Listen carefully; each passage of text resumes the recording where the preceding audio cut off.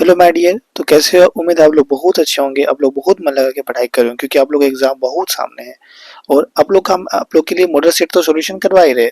देख रहे हैं यहाँ पे अभी हमने इससे पहले बहुत सारे वीडियो अपलोड कर दिए हैं। आपके इंग्लिश के कर दिए हैं, फिर से एसएसटी का कर दिया, एमसीक्यू से वीडियो सब कर दिया है ना। आज जो है अभी हम देख रहे हैं साइंस का कर दे रहे हैं आप लोग के लिए, है ना। तो आप लोग को सिर्फ मॉडल सेट यहाँ सोल्यूशन नहीं मिलने वाला, आप लोग को बहुत कुछ मिलने वाला है। आप हमारे चैनल को सब्सक्राइब करके रखिए, ठीक है। आपको एग्जाम का बिल्कुल अच्छे तरीके से तैयारी करवाया जाएगा और जो जो बताएंगे वही सब एग्जाम में आएगा, ठीक है। तो आप लोग बस मन लगा के पढ़ाई करिए, सब कुछ आपको मिलेगा यहाँ पर, ठीक है। तो चलिए स्टार्ट करते हैं। पहला क्वेश्चन यहाँ पे देखेंगे, प्रकृति में साधारण नमक के दो मुख्य स्रोत की सूची बनाइए। जो प्रकृति में, जो प्रकृति यानी कि नेचर से जो हमें साधारण जो नमक मिलती है, इसके दो आपके मुख्य जो स्रोत है उसकी सूची बनाना है। और दो यौगिकों के नाम भी बताइए जहां साधारण नमक को, ठीक है, कच्चे माल के रूप में उपयोग किया जाता है, ठीक है। दो यौगिक के नाम भी बताना है, ठीक है। यौगिक मतलब कंपाउंड, ठीक है, जो तत्वों से मिलकर के बना होता है। तो आपको उसका भी नाम बनाना है, ठीक है, बताना है, सॉरी, ठीक है। तो कैसे आप लोग बता सकते हैं? यहाँ पे देखा जाए तो सबसे पहले यहाँ पे देखा जाए तो इस तरह लिख सकते हैं यहाँ पे कि जो साधारण नमक होते हैं वो हमें दो मुख्य स्रोत है, ठीक है। उसके दो मुख्य स्रोत क्या क्या है आप बता सकते हैं यहाँ पे? जैसे कि समुद्र का जल हो गया और नमक की चट्टानें, ठीक है। तो ये दो स्रोत है। इसके बाद देखा जाए तो इसके जो यौगिक जो है एक में, ठीक है, साधारण नमक को जो है कच्चे माल के रूप में, तो जो यौगिक होते हैं उसका उपयोग जो आप लोग देख सकते हैं। जैसे कि पहला है आपका, ठीक है, वाशिंग सोडा, ठीक है। दूसरा हो जाता है बेकिंग सोडा। आप लोग इसका सूत्र याद कर लीजिएगा वाशिंग सोडा का, ठीक है, बेकिंग, क्योंकि ये सब एमसीक्यू में आ जाता है, ठीक है। तो इसको आप लोग ध्यान में रखना है, ठीक है। बेकिंग सोडा का ज्यादा इंपॉर्टेंट है, ठीक है। सोडियम, हाइड्रोजन और CO3 मतलब कार्बोनेट, ठीक है। तो आप इसको याद कर लीजिएगा। इसके बाद नेक्स्ट देखा जाता है 32 नंबर कहा जा रहा है कार्बन यौगिक की संख्या। देखिए आपके जो ये मॉडल सेट जो आया ना, इसमें बहुत सारे क्वेश्चन देखेंगे तो आपके एनसीईआरटी बुक में जो एग्जाम्पल होते हैं ना, देखिएगा बुक में जब चैप्टर पढ़िएगा तो वहां पे आपको देखेंगे बहुत सारे क्वेश्चन जो वहीं से उठा करके दिया गया, ठीक है। तो आप लोग बुक को बिल्कुल अच्छे से पढ़िए। आपकी बुक में जितने भी क्वेश्चन है आप उसको सब अगर अच्छे से पढ़ लेते हैं तो आपके एग्जाम में बहुत अच्छे मार्क्स आने वाले, ठीक है। तो चलिए देखिए यहाँ पे क्या कहा जा रहा है, कार्बन जो है यौगिकों की संख्या अन्य सभी तत्वों द्वारा जो है मिलकर बनाए गए यौगिक से अधिक है। तो कारण बताइए कि कथन की पुष्टि करें, ठीक है। तो यहाँ पे जो है आपको बताने का, ठीक है, कि क्या बोला जा रहा है यहाँ पे, जो कार्बन यौगिक की संख्या जो है अन्य सभी तत्वों द्वारा मिलकर बनाई गई, ठीक है, यौगिक से अधिक है। कैसे आप लोग को बताना है? तो यहाँ पे देखेंगे तो सबसे पहले उत्तर लिख सकते हैं यहाँ पे क्या, ठीक है, कि जो कार्बन में जो श्रृंखला होती है और, ठीक है, श्रृंखलन होता है और, ठीक है, क्या होता है, ठीक है, चतुसंयोजकता के कारण जो है यौगिकों की संख्या क्या होती है इसमें अधिक होती है, ठीक है। इसमें जो आप देखते हैं कि संयोजकता, इनकी वैलेंसी जो है यहाँ पे क्या होते हैं, 4 होते हैं ना, ठीक है। तो यहाँ पे आप ये चीज देख पा रहे हैं। इसके बाद आगे एक मिनट, ठीक है, सॉरी, ठीक है, प्लीज वेट हो थोड़ा सा करिए, ठीक है। यहाँ पे जो है थोड़ा सा कुछ इशू हो गया है हमारा, ठीक है, 1 मिनट, है ना, ठीक है। इसके बाद नेक्स्ट आप लोग यहाँ पे देख पा रहे हैं हमारा, आ जाइए 1 मिनट, क्यों ऐसे कर रहे हो आप, ठीक है। आ गया हमारा, ठीक है। तो यहाँ पे जो है एथेनॉल हो गया, फिर से एथेनोइक अम्ल में रूपांतरित ऑक्सीजन जो है अभिक्रिया क्यों मानी जाती है? देखिए यहाँ पे तो खैर उसका आंसर हो गया, ठीक है। अब जो हमारा नेक्स्ट क्वेश्चन जो है हमारा यहाँ पे देखेंगे, देखिए 1 मिनट आपको दिखा देते, ठीक है। देखिए यहाँ पे 1 मिनट, ठीक है। यहाँ पे जो है सबसे पहले देखिए तो क्यों, क्योंकि यहाँ पे क्या बताया गया आपके कि जो चतुसंयोजकता होते हैं इसके कारण जो यौगिक की संख्या क्या होती है इसमें अधिक होती है, इसकी संयोजकता 4 होती है इसके कारण, ठीक है। अब जो इसके बाद नेक्स्ट क्वेश्चन अगर आप ध्यान दें यहाँ पे तो कहा जा रहा है क्या हमारा, ए अथवा में दिया गया क्वेश्चन, ठीक है। एथेनॉल का, है ना, एथेनोइक अम्ल में रूपांतरण ऑक्सीकरण अभिक्रिया क्यों माना जाता है, ठीक है। ऑक्सीकरण अभिक्रिया क्यों माना जाता है ये आप लोग को बताना है, ठीक है। इस अभिक्रिया में प्रयुक्त जो है ऑक्सीजन, ठीक, एजेंट को लिखिए, ठीक है, ऑक्सीकरण एजेंट को लिखना आप लोग को, ठीक है। तो यहाँ पे देखा जाए तो आप इसका उत्तर लिखेंगे कि एथेनॉल से, ठीक है, आप कार्बन एवं यौगिक अच्छे से पढ़ लीजिएगा, बहुत ज्यादा क्वेश्चन से आते हैं, ठीक है। तो यहाँ पे लिखिएगा एथेनॉल से, ठीक है, एथेनोइक अम्ल में परिवर्तन और ऑक्सीकरण अभिक्रिया कहा जाता है। कौन सा ऑक्सीकरण अभिक्रिया कहा जाता है, ठीक है, क्योंकि यहाँ पे एथेनॉल से जो है एथेनोइक अम्ल में परिवर्तन होता है। तो यहाँ पे ऑक्सीकरण अभिक्रिया ये होता है क्योंकि क्योंकि एथेनॉल से एथेनोइक अम्ल बनने में ऑक्सीजन का संयोग होता है, क्योंकि इसमें ऑक्सीजन मिलता है, आता है, संयोग होता है, ठीक है। तथा हाइड्रोजन पृथक होता है, इससे हाइड्रोजन जो इसमें से अलग होता है, हाइड्रोजन अलग होता है, ऑक्सीजन आता है, ठीक है। तो इसलिए इसे क्या कहता है, ऑक्सीकरण कहा जाता है, ठीक है। अब यहाँ पे देख सकते हैं ये वाला जो है आपका ऑक्सीकरण एजेंट के, ठीक है, रूप में प्रयोग किया जाता है, ठीक है, K2 और ठीक है यहाँ पे Cr2 और O7, ठीक है। अब इसको याद कर लीजिएगा। इसके बाद 33 नंबर देखा जाए तो यहाँ पे क्या कहा जा रहा है कि मध्यम, ठीक है, क्रियाशील, मध्यम क्रियाशील, ठीक है, वाली एक धातु का नाम बताइए तथा, ठीक है, सल्फाइड अयस्क से इस धातु के निष्कर्षण के 3 जो है मुख्य चरण भी लिखिए, ठीक है। तो जो सल्फाइड अयस्क होते हैं ना, तो जिसमें हमें बहुत सारे धातु मिलते हैं, तो इसमें से जो है हमें जो धातु का निष्कर्षण, धातु को निकाला जाएगा, तो उसका जो है आपको 3 चरण भी बताना है, ठीक है। तो कोई बात नहीं, बता दिया जाएगा। सबसे पहले यहाँ पे ध्यान दें, तो जो मध्य क्रियाशील धातु है हमारा, क्या है, तत्व जो है जिंक मध्य क्रियाशील वाली एक धातु है, ठीक है। और ये आमतौर पर जो प्रकृति में सल्फाइड या कार्बोनेट के रूप में मौजूद होता है, ठीक है। अब यहाँ पे देखा है तो इसका जो जिंक के निष्कर्षण के 3 चरण हम लिख सकते हैं, ठीक है। क्या क्या लिख सकते हैं आप लोग यहाँ पे ध्यान दीजिएगा, ठीक है। तो इसका 3 चरण लिख सकते हैं। सबसे पहला यहाँ पे जो है ना, क्या कर सकते हैं हम लोग, है ना, 1 मिनट, ठीक है, 1 मिनट वेट करिए, ठीक है, थोड़ा सा वेट करिए, हाँ, ठीक है, ठीक है, ठीक है। यहाँ पे पहला लिख सकता है वर्जन। वर्जन क्या होता है, जिंक धातु के सल्फाइड अयस्क को वायु की उपस्थिति में गर्म की जाती है, ठीक है। वायु की उपस्थिति में से क्या किया जाता है, गर्म किया जाता है, इसमें हीट दिया जाता है, और गर्म करने पर जो है ये क्या होता है, ऑक्साइड में परिवर्तन हो जाता है। किस में परिवर्तित होता है, ये ऑक्साइड में परिवर्तित हो जाता है, और क्या बनाता है, सल्फर डाइऑक्साइड बनाता है, ठीक है। और इसमें से क्या निकलता है, सल्फर डाइऑक्साइड गैस निकलता है, ठीक है। क्या निकलता है, सल्फर डाइऑक्साइड गैस, ठीक है। जैसे यहाँ पे देखिए, देखिए क्या है यहाँ पे, जैसे कि मान के चलिए यहाँ पे क्या है हमारा, ठीक है, जिंक सल्फेट है। अब इसमें जैसे ये ऑक्सीजन के साथ जैसे ये अभी किया, तो यहाँ पे देख रहे हैं कि जो है यहाँ पे जिंक ऑक्साइड ऑक्सीजन आ गया, यहाँ पे जिंक और ऑक्सीजन आ गया, और यहाँ पे, ठीक है, सल्फर डाइऑक्साइड जो है बाहर निकला, ठीक है। तो इस तरह से आप देख सकते हैं यहाँ पे। इसके बाद नेक्स्ट हम लोग यहाँ पे चरण करेंगे क्या, अपचयन। अपचयन में क्या होगा, जो प्राप्त जिंक होगा, यहाँ पे देखिए जिंक है ना, और ऑक्साइड हमें मिल गया ना, तो जो जिंक ऑक्साइड मिला है, ठीक है, और ऑक्सीजन को जो है कोक के साथ जो है गर्म करें। कोक मतलब जैसे कि कोयला नहीं होता है, तो कोयला ही कोक है एक तरह से, ठीक है। तो कोक उसमें गर्म किया जाएगा कोक के साथ, और कोक जो है कार्बन का एक रूप है, क्योंकि आप लोगों को पता है कि जो कोयला होता है वो कार्बन से ही तो बना होता है। तो कोक कार्बन का एक रूप है जो ऑक्सीजन को जिंक ऑक्साइड से हटाकर शुद्ध जिंक प्राप्त करता है, ठीक है। यहाँ पे जो ऑक्सीजन है ना, जिंक ऑक्साइड जो बना हुआ है, तो इसमें से ऑक्सीजन को क्या कर देगा, हटा देगा, और शुद्ध हमें क्या, शुद्ध ऑक्सीजन मतलब शुद्ध हमें जिंक मिल जाएगा, ठीक है। तो ये चीजें है यहाँ पे, ठीक है, समझ में आ रहा है, कोई दिक्कत, कोई दिक्कत नहीं। इसके बाद नेक्स्ट अगर हम लोग आगे बढ़े, तो हमारे यहाँ पे देख सकते हैं आप क्या है ना, ठीक है। अब हमारा जैसे कि अब देख सकते हैं यहाँ पे कैसे ये अलग हुआ, ठीक है, इस चीज को आप देख सकते हैं, ठीक है। जैसे कि यहाँ पे जिंक है और आपका ऑक्सीजन है, और यहाँ पे कार्बन जैसे ही अभिक्रिया करा, यानी कि कोक से गर्म करा गया, तो जिंक आपका अलग हो गया, और जो है कार्बन और ऑक्सीजन आपका अलग हो गया, ठीक है। तो यहाँ पे जिंक हमको प्योर जिंक मिल गया ना। अब क्या थर्ड आप देख सकते हैं, शुद्धिकरण। अब इसे शुद्धिकरण किया जाएगा, मतलब अगर इसमें भी कुछ भी अगर गेंग वगैरह बच गया है, धूलकण वगैरह बच गया है, तो उसको भी हटा दिया जाएगा, ठीक है। तो इस जिंक धातु में से कुछ जो है अशुद्धियां को हो सकती है, इसमें अगर मान के चलिए कुछ अशुद्धियां हो सकती है, तो इन अशुद्धियों को हटाने के लिए जो हम लोग क्या करते हैं, शुद्धिकरण विधि द्वारा, जो विधि होता है उसके द्वारा जो हम लोग क्या करते हैं, इसको अलग कर देते हैं, बिल्कुल शुद्ध कर देते हैं, ठीक है। तो ये हमारा प्योर जिंक हमें प्राप्त हो जाता है, ठीक है। इसके बाद नेक्स्ट देखा जाता है यहाँ पे उत्कर्षण क्या है, ठीक है। एक कोशिकीय जीव अपना अपशिष्ट कैसे बाहर निकालता है, एक कोशिकीय, जैसे अमीबा क्या है, एक कोशिकीय जीव है, तो वो जो है अपशिष्ट जो है वो कैसे बाहर निकालता है आपको बताना है, ठीक है। तो यहाँ पे लिख सकते हैं, शरीर से अपशिष्ट पदार्थ को बाहर निकालने की प्रक्रिया को क्या कहते हैं, उत्सर्जन कहा जाता है, ठीक है। उत्सर्जन, चीजों को निकालना उत्सर्जन कहा जाता है, ठीक है। तो एक कोशिकीय जीव में जो है ठीक है, विसरण प्रक्रिया के द्वारा जो है अपशिष्ट पदार्थ को बाहर निकालता है। ये विसरण प्रक्रिया आपको ध्यान में रखना है, जिसके कारण जो ये एक जो भी एक कोशिकीय जीव होते हैं वो अपना जो भी है, ठीक है, उसे बाहर निकालते हैं, ठीक है, सिंपल।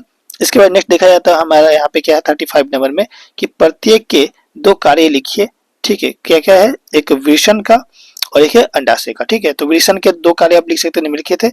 विषण में नर जनन कोशिका, ठीक है, शुक्राणु का निर्माण होता है, और जो आपका सेकेंड आप लोग लिख सकते हैं यहाँ पे, ठीक है, टेस्टोस्टेरोन जो हार्मोन का उत्पादन जो है, एवं ठीक है, श्रावण में वृषण की महत्वपूर्ण भूमिका है, ठीक है। इसके बाद नेक्स्ट देखा जाता है यहाँ पे अंडाशय के 2 कार्य आप लिख सकते हैं। अंडाशय एक क्या है, का विकास करना, ठीक है, अंडाणु का विकास करना, अंडाशय क्या कहता है, अंडाणु का विकास करता है। और सेकेंड आप लिख सकते हैं यहाँ पे क्या, ठीक है, एस्ट्रोजन स्रावित करना। ठीक है, तो ये चीज आप लोग लिख सकते हैं। ठीक है, सारे इंपॉर्टेंट क्वेश्चन है, बहुत बहुत अच्छे क्वेश्चन है। आप लोग क्या करिएगा, इन सभी को अच्छे से पढ़ लीजिएगा। ठीक है, बहुत अच्छा क्वेश्चन सब है आपका यहाँ पे।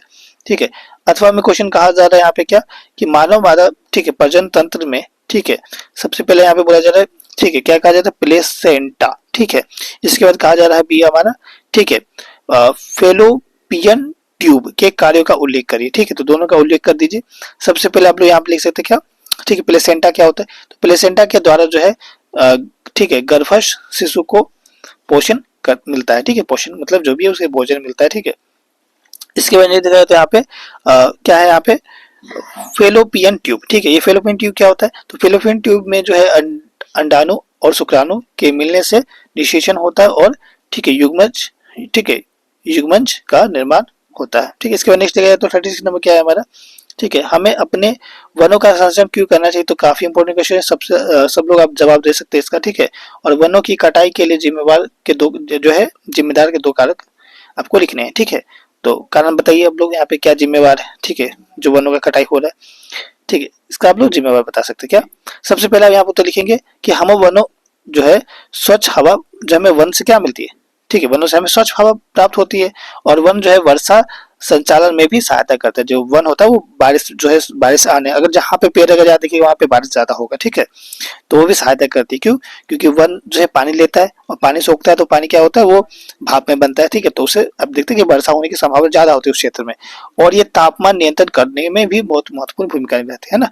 जहाँ जहाँ पेड़ होता है वहाँ देखिए तापमान हमेशा अच्छे कंट्रोल में रहता है। ठीक है, इसका नेक्स्ट लिख सकते हैं कि वनों की कटाई के लिए जो है जिम्मेवार दो कारक क्या लिख सकते हैं, पहली बात औद्योगिकरण, बहुत सारे इंडस्ट्री खोल रहे हैं, दूसरा शहरीकरण। ठीक है, यहाँ पे जो देख रहे हैं हर जो गांव है वो सब शहर बन रहा है, शहरीकरण हो रहा है।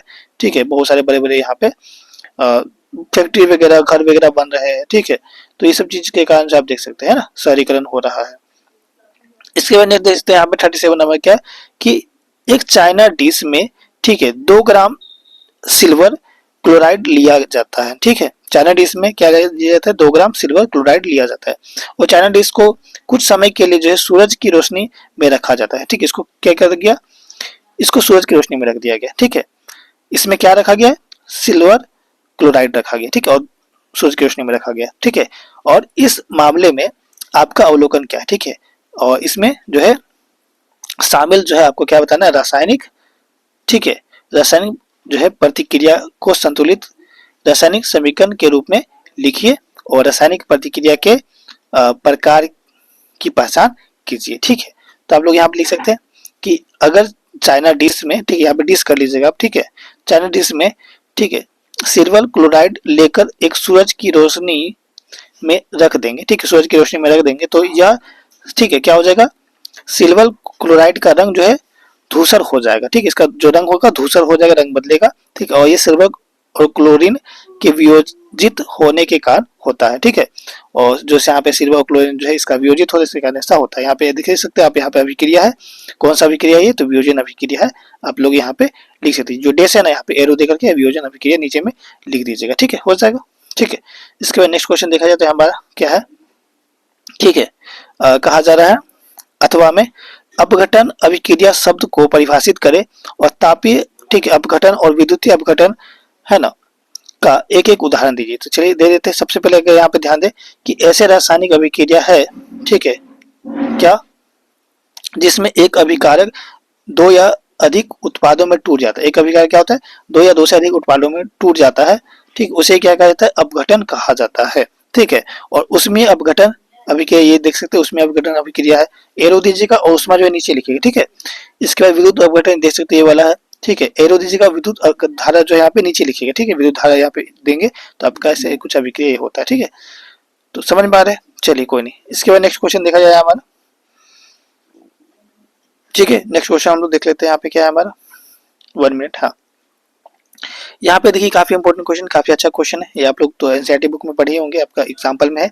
ठीक है, क्या कहा जा रहा है यहाँ पे, क्रमशः तनु जो है HCl यानी कि HCl यानी कि अम्ल का बात हो रहा है। HCl मतलब किसका बात हो रहा है, क्योंकि स्टार्टिंग में H लगा तो मतलब अम्ल है। ठीक है, और NaOH और OH लास्ट में लगा तो ये क्या है, आपका क्षारक है। ठीक है, तो अम्ल और क्षारक विलयन युक्त 2 प्रश्नली यानी कि 2 प्रश्नली लिया गया है। क्या लिया गया, 2 प्रश्नली लिया गया है। और अब देख सकते हैं एक में जो अम्ल रखा गया है, क्या रखा गया, एक में अम्ल रखा गया और एक में क्या रखा गया, क्षारक रखा गया। ठीक है, एक में अम्ल रखा गया और एक में क्या रखा गया है, क्षारक रखा गया। ठीक है, 1 मिनट 1 मिनट वेट करेंगे। ठीक है, क्या हो रहा है ये हमारे साथ। ठीक है, थोड़ा सा मोबाइल का इशू है, सॉरी, है ना। ठीक है, इसीलिए ऐसा कुछ हो रहा है ना। ठीक है, हाँ, आप देख लीजिए। ठीक है, तो यहाँ पे एक में अम्ल रखा गया, एक में क्षारक रखा गया। ठीक है, युक्त दो प्रश्नावली ए और बी है। ठीक है, नीला लिटमस जो है विलियन जो है डाला जाता है। ठीक है, इसमें 1 मिनट, नीला लिटमस विलियन इसमें क्या करा गया, डाला गया। ठीक है, तो जिस प्रश्नावली में जो रंग परिवर्तन देखा गया, ठीक है, लाल जो रंग है परिवर्तन बताइए और इसका क्या कारण है वो भी बताइए। ठीक है, तो आप यहाँ पे देखिएगा, तो यहाँ पे नीला लिटमस डाला गया। ठीक है, तो रंग परिवर्तन किस में हुआ, ठीक है, किस में हुआ आप लोग को बताना है। तो सबसे पहले हम यहाँ लिखेंगे, दो प्रश्नावली था उसमें। ठीक है, एक में अम्ल रखा गया था, एक में क्षारक रखा गया था। तो अब आपको खुद पता है कि अम्ल मतलब जैसे मान लीजिए एक प्रश्नावली अम्ल, एक प्रश्नावली क्षारक है इसमें। ठीक है, ये प्रश्नावली जो आपका ए वाला है और ये वाला जो प्रश्नावली है वो आपका कौन सा प्रश्नावली है, कौन सा बीकर है आपका, कौन सा बर्तन है, बी वाला बर्तन है। ठीक है, तो अगर आप ध्यान दीजिएगा यहाँ पे, तो प्रश्नावली ए में जो है रंग परिवर्तन देखा गया। ठीक है, रंग जो है बदल गया, क्यों क्यों रंग बदला, देखिए यहाँ पे जो है आपको पता है यहाँ पे अम्ल था, HCl मतलब अम्ल था यहाँ पे, और यहाँ पे क्या था, क्षारक था, है ना, क्या था, क्षारक। तो अम्ल जो है अनिल, यानी कि अम्ल जो है क्या करता है, लाल को नीला कर देता है। ठीक है, तो यहाँ पे देख सकते हैं, यहाँ पे इसमें रंग परिवर्तन हुआ, क्यों, क्योंकि यहाँ पे जो HCl था और ये जो है अम्ल जो है नीला लिटमस पत्र को लाल कर देता है। ठीक है, सॉरी अनिल होता है ना, हाँ, नीला को लाल कर देता है। ठीक है, नीला को लाल कर देता है, और तब जबकि क्षारक जो है नीला लिटमस पत्र को कोई प्रभाव नहीं पड़ता, क्योंकि नीला कैसे उसमें प्रभाव पड़ेगा। ठीक है, हाँ, लाल रहेगा तो उसको नीला कर देगा। ठीक है, तो इसीलिए आप देख सकते हैं प्रश्नावली ए में जो है परिवर्तन देखने को हमें मिलेगा, सिंपल है। ठीक है, आप लोग समझ चुके होंगे, है ना। इसके बाद हम हमारा नेक्स्ट क्वेश्चन क्या है, 39 नंबर, कि चित्र की सहायता से जो है साबुन की सफाई को समझाइए। ठीक है, सफाई जो है क्रिया क्रिया को समझाइए, आप लोग को बताना है। ठीक है, तो कैसे समझाएंगे हम लोग, यहाँ पे देखिएगा कि साबुन के अणु जो है लंबी श्रृंखला वाले, ठीक है, कार्बोक्सिलिक अम्लों के सोडियम व पोटेशियम लवण होते हैं। ठीक है, और एक तरह से ये क्षार भी होता है। ठीक है, और साबुन के अणु में दो सिरे होते हैं, कितने होते हैं, साबुन के अणु में दो सिरे होते हैं, और एक सिरा जो है ध्रुवी और जो, ठीक है, जल रागी होता है। ठीक है, और दूसरा जो सिरा होता है वो अध्रुवी जो जल विरागी होता है। ठीक है, और कपड़े धोने की प्रक्रिया में जो है साबुन जो है अणु का अध्रुवी भाग में या तेल की बूंद की ओर होता है। ठीक है, और जो ध्रुवी भाग होता है वो बाहर की ओर होता है, और इस प्रकार जो है तेल की जो बूंद होती है वो साबुन अणुओं, है ना, के द्वारा, ठीक है, गिर जाता है, और साबुन अणुओं के द्वारा जो है बनी इस संरचना को ही क्या कहते हैं, मिसेल कहते हैं। क्या कहते हैं, मिसेल कहते हैं। ठीक है, और आगे जो है हम लोग देखें यहाँ पे, तो ठीक है, अब क्या करा जाएगा इसको, ठीक है, पानी जो है डालने पर जो है ध्रुवीय भाग जो है पानी से क्रिया करती है और तेल की बूंद जो है साफ हो जाती है। ठीक है, और इस प्रकार जो है कपड़े जो दिखते हैं धुल जाते हैं हमारे। ठीक है, इसके बाद नेक्स्ट क्वेश्चन देखा तो काफी अच्छा क्वेश्चन, काफी इंपोर्टेंट क्वेश्चन जो कि कई बार एग्जाम में पूछे जाते हैं। ठीक है, मेंडल के प्रयोग से कैसे पता चला कि लक्षण जो है स्वतंत्र रूप से, ठीक है, विरासत में मिलते हैं। ठीक है, तो इसका उत्तर लिखेंगे हम लोग, मेंडल ने दो विभिन्न, ठीक है, लक्षणों वाले मटर के पौधे का चयन करके, है ना, उसने पौधे उगाए थे। ठीक है, लंबे पौधे तथा बौने पौधे का, मतलब दो, है ना, मटर का पौधा पे संरचना उन्होंने किया था मेंडल ने, और लंबे पौधे बौने पौधे लिए गए थे। ठीक है, का संकलन करा कर, ठीक है, प्राप्त जो है संतति, ठीक है, में लंबे एवं बौने पौधे की गणना की, और प्रथम संतति यानी कि F1 पीढ़ी में जो है उन्होंने क्या देखा,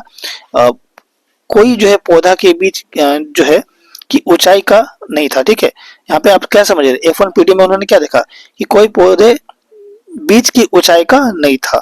ठीक है, और सभी पौधे लंबे थे, सभी पौधे कैसे थे, लंबे थे। ठीक है, और दोनों लक्षणों में से केवल एक लक्षण दिखाई दिया था। ठीक है, लेकिन दूसरा पीढ़ी जो है आप देख सकते हैं यहाँ पे क्या है कि F2 में सभी पौधे लंबे नहीं थे, सभी पेड़ लंबे नहीं थे, बल्कि उसमें से एक चौथाई बौने पौधे थे। कितने, एक चौथाई बौने पौधे थे, मतलब 4 गो में एक बौने, एक बौना पौधा कह सकते हैं। ठीक है, और इससे जो है स्पष्ट हुआ कि किसी भी लक्षण के दो विकल्प लक्षण स्वतंत्र रूप से गत होते हैं। ठीक है, ये आप इंपॉर्टेंट याद कर लीजिएगा। ठीक है, इसके बाद देखा जाए तो यहाँ पे एक न्यूमेरिकल क्वेश्चन दिया गया है। ठीक है, तो इस क्वेश्चन को जो आप लोग को प्रॉपर एक वीडियो बना देंगे न्यूमेरिकल क्वेश्चन का, उसमें समझा देंगे, टेंशन नहीं लीजिएगा। ठीक है, काफी आसान क्वेश्चन है, बट है ना, यहाँ पे मेरा मार्कर, अब देख रहे हैं मार्कर का इशू काफी ज्यादा है ना, काम नहीं कर रहा है। ठीक है, नेक्स्ट आप लोग देख रहे हैं यहाँ पे 42 नंबर क्या है, एक समान चुंबकीय क्षेत्र में रखे, ठीक है, धारावाही चालक द्वारा जो है अनुभव किए गए बल की दिशा निर्धारित करने के लिए जो है प्रयुक्त जो है नियम का नाम, ठीक है, विवरण तथा उदाहरण सहित व्याख्या कीजिए। ठीक है, तो इसका आंसर लिखेंगे आप लोग कि एक समान चुंबकीय क्षेत्र में जो है रखे जो है धारावाही चालक द्वारा जो है अनुभव किया गया कि बल की जो दिशा होती है वो निर्धारित करने के लिए जो है फ्लेमिंग का वामहस्त नियम का इस्तेमाल किया जाता है। ठीक है, जो बल की जो दिशा होती है उसको पता करने के लिए किसका किया जाता है, फ्लेमिंग का वामहस्त नियम का इस्तेमाल किया जाता है। ये आपको ध्यान रखना है। ठीक है, बल की दिशा फ्लेमिंग का वामहस्त नियम का उपयोग किया जाता है। और इस नियम के अनुसार जो है अपने हाथ की तर्जनी मध्यमा और अंगूठा, ठीक है, तर्जनी मध्यमा अंगूठा जो होता है हमारा हाथ का, ठीक है, उसको इस प्रकार फैलाएं कि ये जो तीनों है, ठीक है, अब सामने तो है नहीं कि आपको दिखा देंगे। ठीक है, आप समझ लीजिएगा। ठीक है, ये जो तीनों है एक दूसरे के परस्पर लंबवत होना चाहिए, 90 डिग्री पे बनना चाहिए। और यदि तर्जनी चुंबकीय क्षेत्र की दिशा, और यहाँ पे देखेंगे कि जो तर्जनी है वो चुंबकीय क्षेत्र की दिशा, और जो मध्यमा होता है वो ठीक है चालक में प्रवाहित धारा की दिशा, ठीक है, और जो अंगुष्ठ होते हैं यानी कि जो अंगूठा होता है वो चालक की गति की दिशा, ठीक, या फिर बल की दिशा को संकेत करता है। ठीक है, उदाहरण के लिए जब कोई है ना इलेक्ट्रॉन समकोण पर चुंबकीय जो है क्षेत्र में प्रवेश करता है, तो इस नियम के अनुसार जो है इलेक्ट्रॉन पर लगने वाला जो बल है उसकी दिशा चुंबकीय क्षेत्र और धारा की दिशा के लंबवत होता है। ठीक है, आप इस तरह से इसका आंसर लिख सकते हैं, है ना। ठीक है, इसके बाद जो है हमारा नेक्स्ट क्वेश्चन देखा जाए तो नेक्स्ट क्वेश्चन जो है हमारा क्या है, ठीक है, आप लोग यहाँ पे देख सकते हैं 42 हो गया नहीं वाला क्वेश्चन हमारा। ठीक है, अब ज्यादा क्वेश्चन हमारा बचा नहीं है। ठीक है, 42 नंबर के बाद देखा जाए हमारा, है ना, 43 नंबर देखिए तो सेक्शन डी स्टार्ट हो गया अब हमारा। तो दिए गए जो है अभिक्रिया को उदाहरण सहित समझाइए। ठीक है, तो अभिक्रिया दिया गया उसको समझाना है, कोई नहीं। ठीक है, तो चलिए आगे देखते हैं। यहाँ पे सबसे पहले यहाँ पे आप देखेंगे तो है ना, यहाँ पे क्या कहा जा रहा है हमारा, ठीक है, हाइड्रोजनिक अभिक्रिया यहाँ पे दिया गया। तो हाइड्रोजनिक अभिक्रिया को समझाइए पहले। सबसे पहले देखेंगे तो असंतृप्त जो हाइड्रोकार्बन होता है में, ठीक है, क्या होता है, ठीक है, पैलेडियम अथवा निकल जैसे जो है उत्प्रेरकों की उपस्थिति में हाइड्रोजन के योग से संतृप्त हाइड्रोकार्बन बनता है। क्या बनता है, संतृप्त हाइड्रोकार्बन बनता है। ठीक है, जिसे हाइड्रोजनीकरण कहते हैं। क्या कहते हैं, हाइड्रोजनीकरण। अब यहाँ पे देख सकते हैं इसका इमेज है ना। ठीक है, इसके बाद नेक्स्ट देखा जाए तो यहाँ पे क्या है हमारा ऑक्सीकरण अभिक्रिया। तो ऑक्सीकरण अभिक्रिया तो पता ही है। ठीक है, ऑक्सीकरण अभिक्रिया आपको पता होना चाहिए। वह रासायनिक अभिक्रिया जिसमें ऑक्सीजन का संयोग होता है उसे क्या कहते हैं, ऑक्सीकरण अभिक्रिया कहते हैं। ठीक है, सिंपल है। ठीक है, इसके बाद नेक्स्ट देखा तो हमारा बी पॉइंट में क्या कहा जा रहा है हमारा। ठीक है, तो पहला क्वेश्चन हो गया उसी का। बी पॉइंट देखिए क्या है, साबुन और अपमार्जकों की ठीक है उनकी संरचना और कठोर जल में सफाई क्रिया के आधार पर जो है तुलना कीजिए। तो यहाँ पे उत्तर लिखेंगे कि साबुन जो है लंबी श्रृंखला वाले कार्बोक्सिलिक एसिड के सोडियम या पोटेशियम लवण होते हैं, जबकि जो अपवार्जक होते हैं वो लंबी श्रृंखला वाले, ठीक है, एल्केन, ठीक है, सल्फोनिक अम्लों के सोडियम लवण होते हैं। और साबुन जो है वो कठोर जल में सफाई नहीं कर पाता, जबकि अपमार्जक जो है वो कठोर जल में भी सफाई कर देता है। ठीक है, इसका थर्ड पॉइंट हमारा है यहाँ पे क्या, ठीक है, साइक्लोहेक्सेन की संरचना बताइए। ठीक है, तो साइक्लोहेक्सेन की संरचना आपको पता होगा। साइक्लोहेक्सेन का जो है सूत्र क्या होता है आपको पता है। ठीक है, पता होना चाहिए, बिना पता हुए तो आपको बन नहीं पाएगा। ठीक है, इसीलिए बोलते हैं ना। ठीक है, IUPAC मतलब कार्बन एवं उसके योग चैप्टर अच्छे से आप लोग पढ़ लीजिए, बहुत सारे क्वेश्चन एग्जाम में उससे आएंगे। ठीक है, चलिए आपको दिखा देते हैं ना, एक मिनट हम फिगर। ठीक है, ये वाला देखिए, इसमें कार्बन जो होता है वो कितने होते हैं आपके, 5 होते हैं। और हाइड्रोजन जो गैस होता है वो कितने होते हैं पता है। ठीक है, 12 होते हैं, है ना। तो आप इस तरह से बना लीजिए, कार्बन जो है आपको 5 बना लेना और हाइड्रोजन 12 खुद से बना लीजिएगा, हो जाएगा। फिगर भी आप देख ही लिए। ठीक है ना, आप खुद से भी बना सकते हैं, इसमें कोई बात नहीं है। बस आपको क्या करना है, 72 कक्ष में इलेक्ट्रॉन देखिएगा, सजाइएगा अच्छे से, 4 गो होता है। ठीक है, और हाइड्रोजन का बात हम कच्चे में इंक्लूड हो तो एक सही गति से बन जाएगा। 44 नंबर देखा जाए तो यहाँ पे क्या कहा जा रहा है, ठीक है, ए में कि हरे पौधे में पाए जाने वाले पोषण के प्रकार की व्याख्या कीजिए और ठीक इस प्रकार का नाम बताइए, ठीक है, इस प्रक्रिया का नाम बताइए, इस प्रक्रिया के लिए आवश्यक नई सामग्री की सूची बनाइए और उल्लेखित प्रक्रिया के लिए रासायनिक समीकरण दीजिए। तो सबसे पहले यहाँ पे आप लिखेंगे आंसर में कि जो हरे पौधे में स्वपोषी पोषण होता है, कौन सा पोषी, स्वपोषी, मतलब ये खुद खाना बनाता है, ठीक है ना। और हरे पौधे की जो पोषण प्राप्त करने के लिए जो प्रक्रिया को प्रकाश संश्लेषण कहते हैं, यानी कि जो खाना बनता है इसे प्रकाश संश्लेषण कहते हैं। तो फोटोसिंथेसिस से पढ़ते आप लोग बचपन से पढ़ते आ रहे हैं, ठीक है। और प्रकाश संश्लेषण के लिए जो है आवश्यक निम्नलिखित जो है कच्ची सामग्री की आवश्यकता है, क्या क्या चीज आवश्यकता होती है, प्रकाशीय ऊर्जा, सूर्य का रोशनी चाहिए, ठीक है, क्लोरोफिल चाहिए, है ना, क्लोरोफिल कहाँ मौजूद होता है, हरे पत्ते में, ठीक है, मौजूद होता है, तो आप लोग को पता होगा, जो कि खाना बनाता है, ठीक है। फिर से CO2 चाहिए, कार्बन डाइऑक्साइड चाहिए इसे, ठीक है, और जल चाहिए, H2O चाहिए, ठीक है, जो कि आप लोग देखते हैं कि वो जमीन में सोखता है, ठीक है, अवशोषित होता है, हम लोग जो देते हैं, ठीक है, मिट्टी के द्वारा, ठीक है, समझ में आ रहा है। और बहुत सारे खनिज लवण भी इसे चाहिए होता है, ठीक है, चलिए कोई नहीं। इसके बाद नेक्स्ट क्वेश्चन हम लोग यहाँ पे देखें तो हमारा जो नेक्स्ट क्वेश्चन हमारा आता है, ठीक है, 44 के बाद क्या आएगा हमारा, 45 आएगा ना, ठीक है। और अब एक बार ध्यान दीजिएगा कि इसमें हम बहुत सारे क्वेश्चन, कुछ कुछ क्वेश्चन, बहुत सारे नहीं, कुछ कुछ क्वेश्चन जो आप लोग का स्किप करवाए हुए हैं, ठीक है। तो आप लोग घबराइएगा नहीं, क्यों, क्योंकि जो है उसको आपको करवा दीजिएगा, जो न्यूमेरिकल क्वेश्चन उसी को स्किप करवाया, ठीक है। यहाँ पे आप देख सकते हैं ये आपका, ठीक है, कैसे जो यहाँ पे खाना बनता है, तो यहाँ पे देख सकते हैं कि जो ग्लूकोज होता है और ऑक्सीजन का निर्माण होता है, ऑक्सीजन हम लोग लेते हैं, ठीक है, वो चीजें आप ये इंपॉर्टेंट है, आप लोग इसको ध्यान में रखिएगा, ठीक है। बी पॉइंट लिखते हैं इसके बाद, ठीक है, इस प्रक्रिया के दौरान जो होने वाली 3 घटनाएं लिखिए, ठीक है। तो यहाँ पे क्या क्या 3 घटनाएं होती है, तो सबसे पहले यहाँ पे क्लोरोफिल द्वारा जो है प्रकाश ऊर्जा, ठीक है, का अवशोषण होता है, अवशोष होता है, मतलब वो अपने अंदर लेता है, ठीक है। और प्रकाश ऊर्जा का रासायनिक ऊर्जा में परिवर्तन, और जो प्रकाश ऊर्जा होता है वो किस में कन्वर्ट होता है, रासायनिक ऊर्जा में कन्वर्ट हो जाता है, ठीक है। तो आप लोग देख सकते हैं यहाँ पे कि जो जल अणु होते हैं वो का हाइड्रोजन तथा ऑक्सीजन में टूटना, जो जल के अणु होते हैं वो हाइड्रोजन ऑक्सीजन में टूट, क्योंकि जल पता है H2O होता है, तो हाइड्रोजन अलग होता है, ऑक्सीजन अलग, दोनों टूट जाता है, ठीक है। और तथा कार्बन हाइड्रोजन का शर्करा में टूटना, और जो कार्बन होते हैं हाइड्रो ऑक्साइड का शर्करा में, जो कार्बन हाइड्रोक्साइड बोले, सॉरी, कार्बन डाइऑक्साइड जो होता है ना, वो शर्करा में टूटना, ठीक है, वो टूटता है, ठीक है। इसके बाद 45 नंबर देखा जाए तो यहाँ पे क्या है हमारा, ठीक है, वायु से किसी माध्यम में प्रवेश करने पर प्रकाश की चाल वायु में, ठीक है, इसके मान की आधा हो जाती है, तो वायु वायु के सापेक्ष जो है ना, उस माध्यम का अपवर्तनांक ज्ञात कीजिए, ठीक है। तो यहाँ पे अगर देखें तो आप लोग जो है यहाँ पे अपवर्तनांक निकालने के लिए होता है क्या, वायु में प्रकाश की चाल बटा में, ठीक है, माध्यम में प्रकाश की चाल, ठीक है।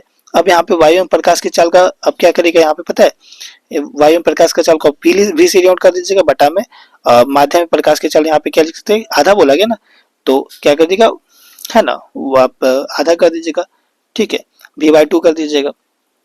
अब जो है अब क्या होगा, अब जब आपको उसको सोल्व करेगा v बटा में v/2 जब सोल्व करेगा तो आपका आंसर 2 आ जाएगा, ठीक है, आप लोग बना लीजिएगा, ठीक है, हो जाएगा, आंसर आ जाएगा 2, ठीक है, क्योंकि मार्कर काम नहीं किया तो हम बता दें। तो 46 नंबर क्या कहा जा रहा है यहाँ पे, आयोडीन युक्त नमक का उपयोग क्यों उचित है, हमारे आहार में आयोडीन की कमी से होने वाले बीमारियों का नाम बताइए, ठीक है, और उसका लक्षण भी बताइए, ठीक है। तो आयोडीन हमारे अंदर होना चाहिए, ठीक है, नहीं होगा तो बहुत सारी चीज हमें हो सकती है ना। चलिए इसका आप लोग आपको बता देते हैं, ठीक है, काफी इंपॉर्टेंट क्वेश्चन है, ठीक है।